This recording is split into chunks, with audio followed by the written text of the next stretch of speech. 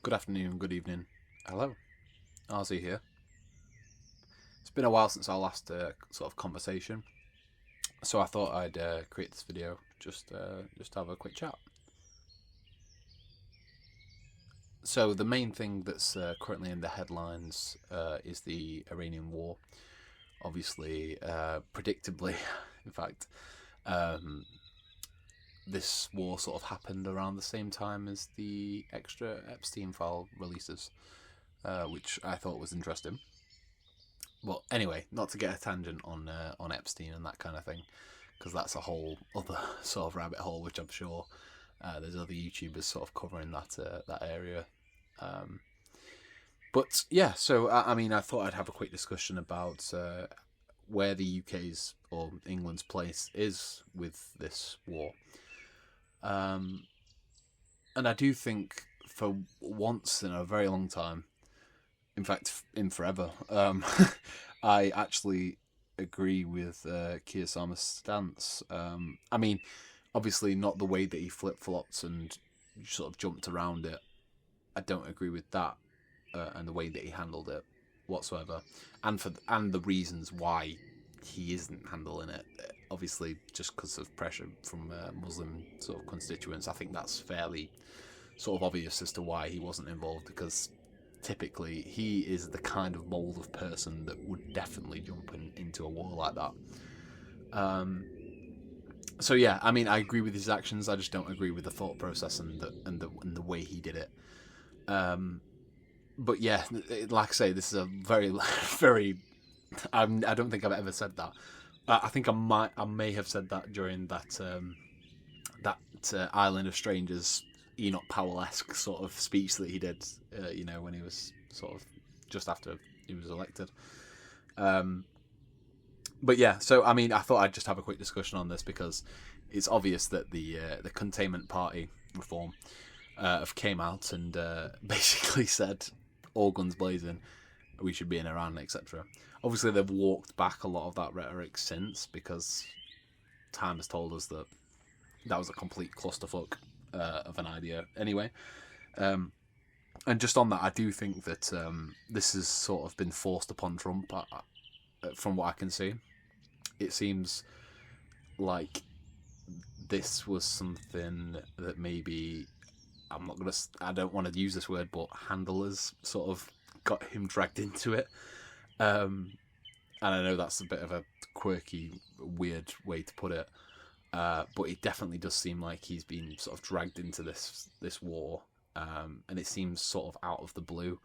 It seems like the elites that usually dictate how power flows in America are either no longer in control or they are completely ignoring them, from what I can see. Um, but yeah, anyway, not to get too diverted on America because I think we do that a lot in this country.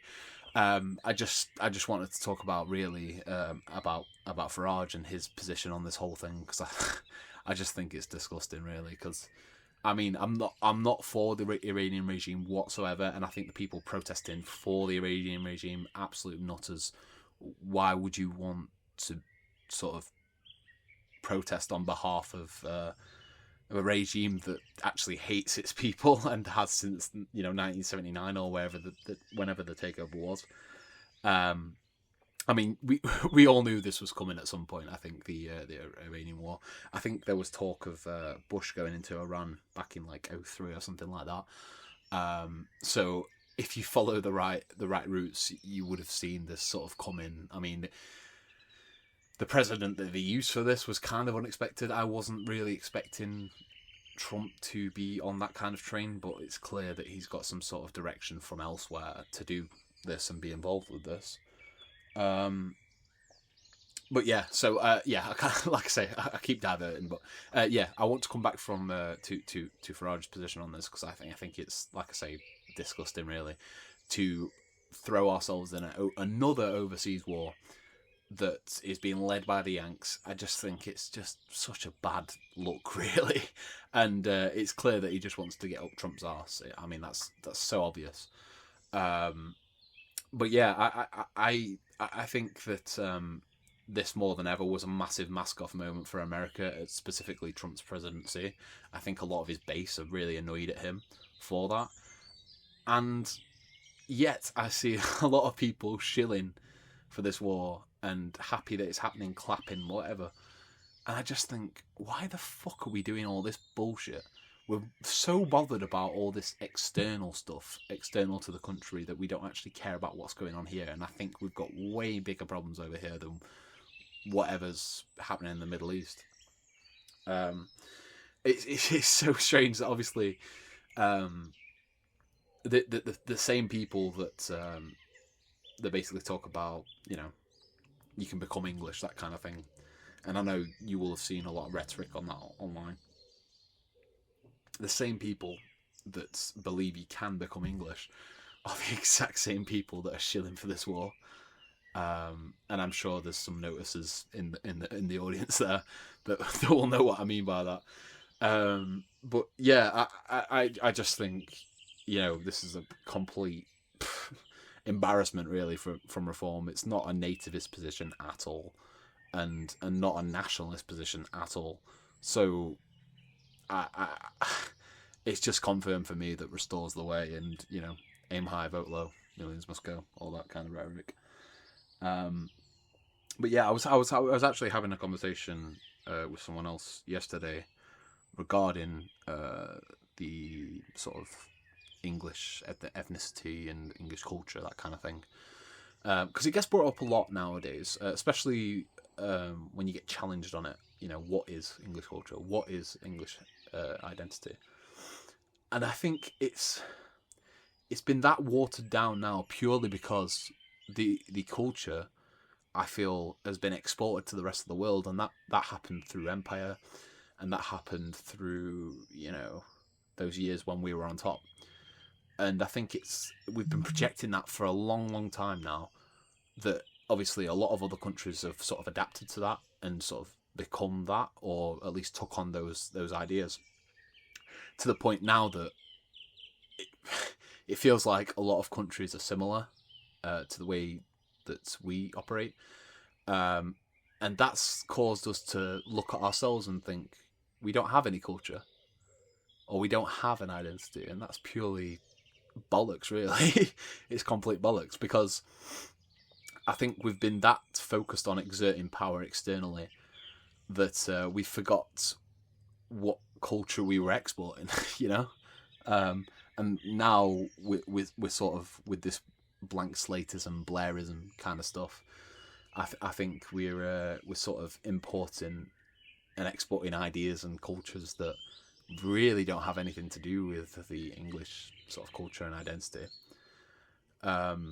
Again, that is just just a brief sort of look into that, because I think that's worthy of a wider discussion. And obviously I know that people would take this kind of conversation out of context or what have you, which is why I'm not going to delve any further than that, really. But yeah, I just wanted to really sort of kind of just chat really about Iran and the Iran war, and how that's changed the framing of nationalism, and how it's changing the framing of especially English identity, because I feel like it has, in such a way that we can be anti-war and pro-English and pro-British, but I think a lot of people don't see that, because they still think, I don't know why, but they think we're still that sort of superpower of the early 1900s, where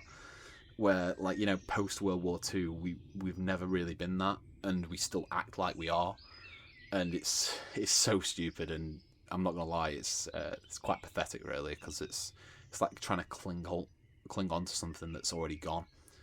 And I think we saw that in the late 1900s as well, with Thatcher and that kind of thing. And a lot of people praise Thatcher and love what she was and what she stood for. But again, I just think it's just stinky, really.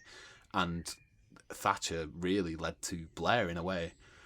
So anyone claiming that they love Margaret Thatcher or whatever just loves the New Britain and not, what we always were.